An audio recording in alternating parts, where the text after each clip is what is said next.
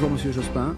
Bonjour. Merci d'être avec nous ce matin. Je le disais, après une longue période de silence imposé, notamment par vos fonctions de membre du Conseil constitutionnel, vous revenez dans le débat politique avec la publication de ce livre qu'on va voir à l'antenne, Un temps troublé, aux éditions du Seuil. On y trouve notamment un constat sévère. On va y revenir sur l'action du président Emmanuel Macron. Mais je voudrais d'abord votre regard sur l'actualité du jour, l'une des grosses actualités du jour, cette loi, ce projet de loi qui va bientôt arriver sur le séparatisme. Emmanuel Macron va faire des annonces ce matin au Murau.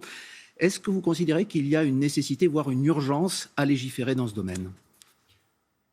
J'aurais préféré pouvoir m'exprimer après le président de la République. Là, je suis dans une situation un petit peu délicate, mais au fond, tout le débat, il est peut-être dans l'article 1 de notre Constitution qui dit « La France est une république indivisible, donc séparatisme, laïque, démocratique et sociale ». Alors, est-ce que nous sommes menacés par un mouvement séparatiste, c'est-à-dire par une force homogène qui voudrait se séparer de l'État et constituer une force politique ou une entité politique autonome? À l'évidence, non. Alors, qu'il y ait des attitudes séparatistes, c'est-à-dire la volonté de certains, notamment des jeunes, c'est préoccupant, qui veulent choisir leurs lois et ne pas respecter les lois de la République. Oui, c'est vrai. Et d'ailleurs, je l'évoque dans mon livre très clairement. Mais c'est un phénomène dissidente qui est, comme le dit le gouvernement, en expansion aujourd'hui. Est-ce que vous constatez, vous aussi, que dans un nombre grandissant de quartiers, eh bien, les lois de la République sont parfois dépassées par les lois cultuelles et par les associations, notamment, qui embrigadent, entre guillemets, des jeunes qui ne se tournent plus vers la République? Ces réalités existent et simplement, c'est à la République de partir à la reconquête des territoires perdus de la République, pour reprendre le titre d'un ouvrage. Mais elle ne le fait pas depuis des années, y compris sous votre mandat. À mon sens, pas assez. Il y a une dimension répressive, il y a un rappel à la loi, mais toute une action par l'éducation, par le logement, par le refus des discriminations est également essentielle. Alors, ne nous enfermons pas dans un mot, même s'il faut être ferme dans la réaffirmation des valeurs de la République. Et vous pensez néanmoins que malgré ces efforts d'éducation qui doivent être faits notamment en direction de la jeunesse, il faut à un moment donné, comme va l'annoncer aujourd'hui probablement Emmanuel Macron, établir certaines mesures coercitives pour empêcher la contagion de ce séparatisme? Bien, j'attendrai de connaître ces mesures. Le processus va être plus long qu'on ne le dit, parce qu'on parle d'un projet de loi qui va être discuté. Ça sera l'année prochaine, sans doute en 2021, qu'il viendra en discussion au Parlement. On en connaît les grandes lignes, par exemple, la fermeture de certaines associations, la surveillance des enfants qui sont déscolarisés. Sans doute, vous y êtes favorable. Mais ce sera à l'Assemblée nationale et au Sénat, enfin au Parlement, de mettre le juste curseur, peut-être. Voilà, exactement. Alors, revenons à la thèse principale de votre livre. On vit aujourd'hui, je vous cite, un temps troublé. Est-ce que c'est Emmanuel Macron qui en est le principal responsable, notamment dans sa gestion verticale, comme vous le dites, du pouvoir? Non, la gestion verticale du pouvoir, elle a été indiscutable. Elle l'est peut-être encore d'ailleurs aujourd'hui. Mais ce titre, Le temps troublé, évoquait des réalités beaucoup plus larges. Il suffit de voir l'actualité internationale actuellement, le rôle des puissances, pour comprendre que non, le président... Mais sur la France, qui est le responsable numéro un ou les responsables du temps troublé que nous vivons, selon vous?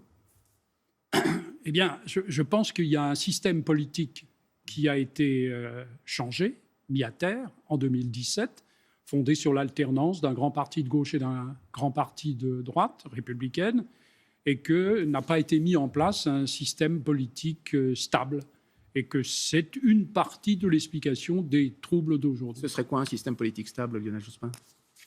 Ce serait déjà le fait que le groupe majoritaire à l'Assemblée nationale puise ses racines dans la réalité du pays, ce qui n'est pas le cas aujourd'hui. On a vu aux élections municipales très clairement que le parti aujourd'hui majoritaire était en réalité une coquille vide. C'est un problème pour la stabilité de nos institutions. Et sur la façon dont le président exerce le pouvoir, vous dites de façon verticale, je reviens sur ce mot, vous savez le reproche qu'on vous fait parfois, et d'ailleurs vous y répondez partiellement dans le livre, c'est que cette verticalité, cette présidentialisation accrue du régime c'est vous aussi qui avez un petit peu contribué en instituant le quinquennat et le placement des élections législatives après la présidentielle, qui a, disons, au moins accentué la pente présidentielle du régime. Vous ne recevez pas ce reproche. D'abord, rappelons que jamais sous la Ve République, pas une seule fois, les élections législatives n'ont eu lieu juste avant les élections présidentielles. Donc c'était logique de ramener au calendrier normal, non pas un calendrier aberrant. Est-ce que vous n'avez pas renforcé la présidentialisation vous-même du régime ? Non, je ne le crois pas. Après, c'est une question de pratique. C'est au président de la République de savoir laisser à son Premier ministre, au gouvernement et au Parlement les prérogatives qui leur sont nécessaires pour que le système respire et soit équilibré.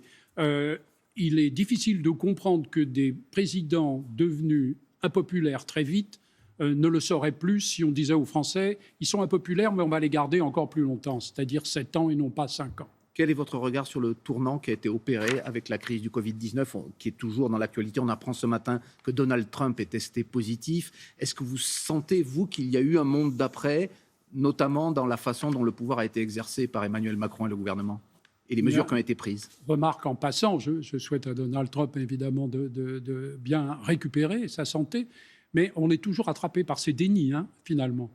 Bien. Et quant à la... Qu'est-ce que vous voulez dire par on est toujours rattrapé par ces dénis ? Je veux dire qu'il a été quand même celui qui a dénié en chef à l'échelle mondiale et surtout à l'échelle de son pays l'existence même d'une menace représentée par le coronavirus. Voilà ce que je voulais dire. Quant à la politique économique du gouvernement, je l'ai caractérisée pour les 3 années qui ont succédé à 2017 comme une politique néolibérale, si vous voulez, au fond dans laquelle on s'inclinait devant les réalités économiques mondiales. Elle l'est toujours ? Non, elle ne l'est pas aujourd'hui, mais aucun gouvernement aujourd'hui ne mène une politique néolibérale, parce que ça suppose de laisser fonctionner librement les marchés, et que justement les marchés sont empêchés par la pandémie de fonctionner. Donc tous les gouvernements ont rompu avec ce modèle, cette vision idéologique depuis quelques mois, bien sûr. Le problème est de savoir comment nous sortirons de la crise et avec quelle inspiration et avec quel sens de l'équité. Et avec la gauche, M. Jospin, vous êtes toujours membre du Parti socialiste, vous le rappelez dans votre livre, vous cotisez depuis près de 50 ans. Est-ce que le Parti socialiste a un avenir ? Vous dites qu'il faudrait un leader incontesté, comme vous l'étiez vous-même, François Hollande ou François Mitterrand l'ont été. Aujourd'hui, il n'en a pas. Qu'est-ce qu'il faudrait aujourd'hui pour que le PS revienne aux affaires ? Ce qui me rassure, c'est que sa vision, l'insistance sur la régulation de l'économie, sur l'aspiration démocratique, sur la justice sociale, l'intégration de la question écologique, celle-là n'est absolument pas obsolète, elle n'est pas dépassée. Et donc, l'avenir des socialistes, ou du courant socialiste démocratique, qui reste à mes yeux actuel, est dans les mains, au fond, de cette formation politique. Il lui faut retrouver de l'éclat, peut-être un jour un leader, enfin il en a un, Olivier bien Faure, sûr. mais Olivier vous ne le Faure. voyez pas forcément candidat à l'élection présidentielle. Je ne me prononce pas du tout sur les personnes. On parle d'Anne Hidalgo aussi. Je ne me prononce ni sur les hommes ni sur les femmes, mais il lui faut retrouver de l'éclat. Et pour retrouver de l'éclat, je ne connais qu'une chose, le travail sur les idées, sur les propositions. Eh bien, c'est ce dont vous parlez dans ce livre, Lionel Jospin, Un temps troublé, je le présente aux éditions du Seuil. Merci